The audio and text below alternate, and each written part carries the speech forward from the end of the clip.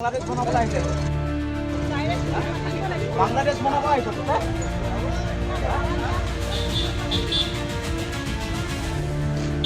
আৰু এই মালিকটোক এই মিনিট আধা ঘণ্টাৰ ভিতৰত আধা ঘণ্টা নহয় 5 মিনিটৰ ভিতৰত ওলা আধা ঘণ্টা নহয় 5 মিনিটৰ ভিতৰত ইয়াৰ পৰা ওলা তই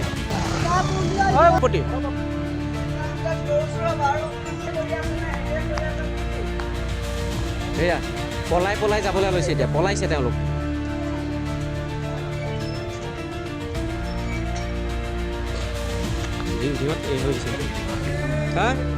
এনেকে মানুহ আহিছে তহঁতে হা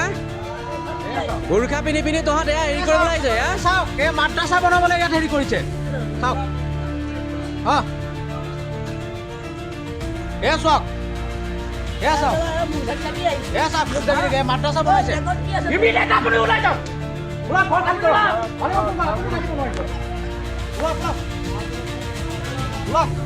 আপুনি ওলাব লাগে যা ওলা ইয়াৰ পৰা 5 মিনিটৰ ভিতৰত ইয়াৰ পৰা ওলা ইয়াত সৰু সৰু ছোৱালী লৈ সৰু সৰু ছোৱালী তহঁতে কি কৰি পেলাইছ হা তহঁতে কৈছ যে মাইকী ডাঙৰ মানুহ এয়া সৰু সৰু ল'ৰা ছোৱালী ঐ শুন কিহৰ বিজনেছ তই সৰু ছোৱালী আনি কিহৰ বিজনেছ কৰ তই হেৰি নহয় মই আয়ুৰ্বেদিক লৈ তই এইমাত্ৰ ক'লি যে ইয়াত তই আনুষ্ঠানিক কিবা ধৰ্মীয় কামত আহিছ এতিয়া সৰু ছোৱালী লৈ পেলাই তই কি কৰি পেলাই আহিছ সেইটো কোৱা নাই মই আপোনাক কৈছো যে আপুনি কি আমাক খান্দু বুলি ভাবিছে নেকি আপোনাক আমি কথা এটা সুধি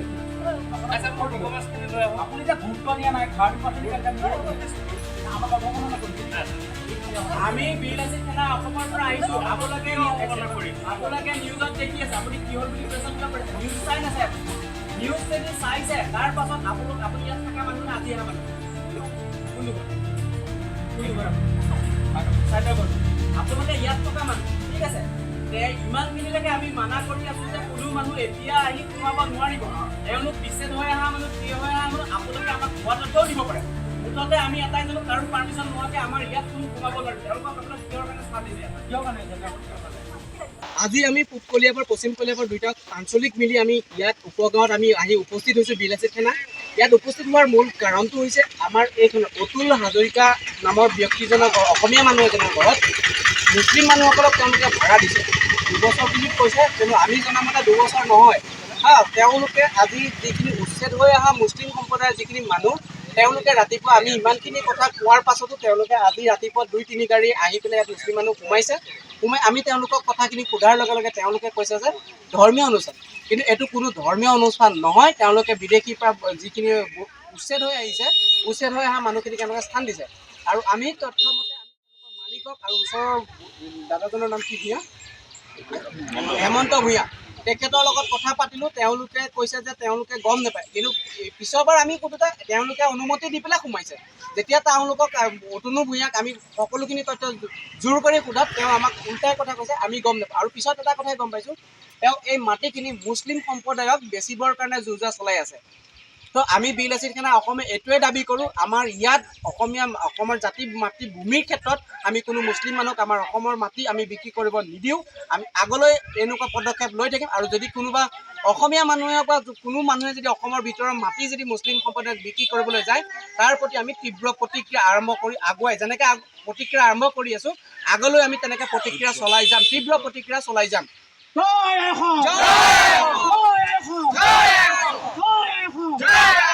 আৰু আমাৰ এটাই দাবী হৈছে আমি অসমীয়া সমাজত কোনো মুছলিম মানুহক আমি বাস কৰিব নিদিওঁ আজি আমি ইয়াৰ পৰা যিসকল আছে তেওঁলোকক উলিয়াই পঠাইছোঁ আৰু আমি এটাই অসমীয়া জাতি সৈনিকসকলক এটাই অনুৰোধ জনাওঁ কোনো যাতে বিদেশী বাংলাদেশী আহি আমাৰ অসমৰ ভূমিত আমাৰ মাতৃভূমিত জাতিত মাতৃ ভাইৰ কাৰণে আমি সকলো ওলাই আহিছোঁ আপোনালোকো ওলাই আহক ওলাই আহি যাতে কোনো অসমৰ মাতৃভূমিত কোনো বহিৰাগত বিদেশী বাংলাদেশীক স্থান নিদিব বহিবলৈ নিদিব আৰু আপোনালোকেও